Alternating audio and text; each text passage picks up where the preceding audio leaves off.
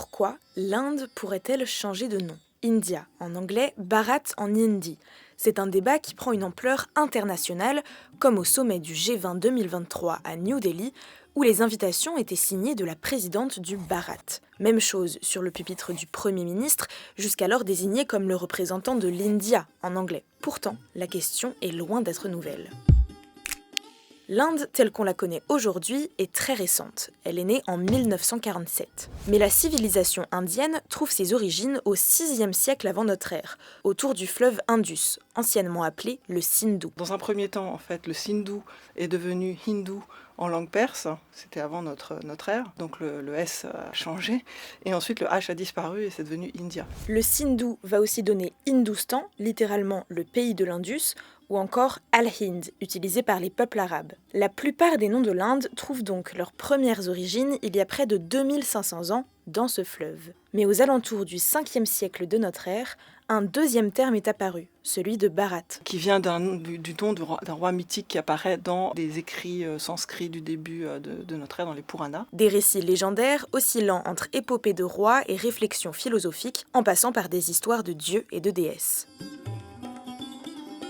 Nous voilà avec 3 noms principaux pour désigner une civilisation qui s'étend du Pakistan au Bangladesh, India, Hindustan et Bharat. Ce qui est intéressant aussi de voir, c'est que ces 3 termes, en fait, ont changé de sens au fur et à mesure de l'histoire. Donc ils n'ont pas aujourd'hui le sens qu'on a pu leur donner il y a quelques siècles. Bharat, par exemple, est aujourd'hui revendiqué par les nationalistes hindous parce qu'il vient des textes sacrés. Mais cette connotation est très récente. En réalité, le terme de Bharat pouvait être employé aussi par un poète musulman à la fin du 19e siècle pour désigner ce territoire indien. Dès le 8e siècle, l'Inde a été colonisée par des clans musulmans, et plus tard par les Européens, avec les empires britanniques, français, portugais, danois et néerlandais. Des siècles entiers où des étrangers ont nommé différemment ce territoire. Ce qui nous amène en 1947, l'indépendance de l'Inde. À cette époque, les Indiens utilisaient aussi bien India, Bharat, Al-Hind ou Hindustan pour désigner leur territoire. Les termes sont multiples, donc finalement, ça fait partie de ce qu'est l'Inde, c'est-à-dire une histoire très ancienne, avec une accumulation de regards aussi extérieurs et intérieurs. Les Indiens ont mis 2 ans à rédiger la Constitution. Il a fallu trouver un compromis pour choisir un nom. Ça a duré une journée, en fait, la discussion autour de ce terme, qu'est-ce qu'on allait employer. Il y avait Bharat et India, donc certains militaient pour que le terme soit uniquement Bharat, parce qu'à ce moment-là, India, c'était vraiment une terminologie qui était devenue coloniale, ce qu'elle n'était pas, en fait, au départ, bien sûr. Mais comme la Constitution a été rédigée en anglais, et qu'il s'agissait aussi de pouvoir s'exprimer pour que tous les habitants de l'Inde comprennent, il a été décidé de conserver les 2 noms. C'est pourquoi on peut lire sur la première ligne de la Constitution « L'Inde, c'est-à-dire le Bharat, est une union d'États ». Mais c'est la seule fois où Bharat est mentionné dans le texte. Aujourd'hui, les Indiens utilisent généralement India quand ils parlent en anglais et Bharat quand ils parlent en hindi, qui sont les 2 langues nationales officielles du pays. Mais l'Inde compte 22 langues régionales officielles.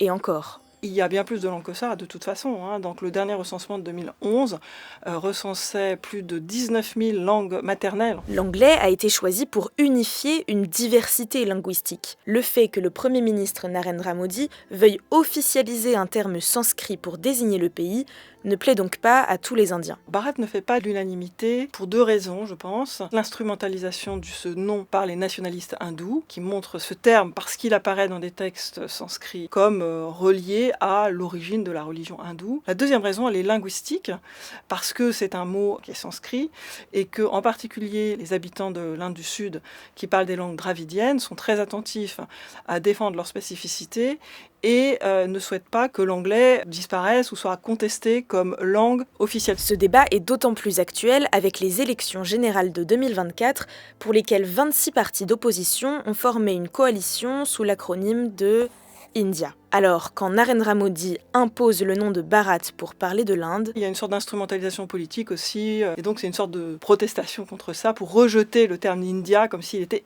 étranger. Et donc ça permet de rejeter aussi cette alliance.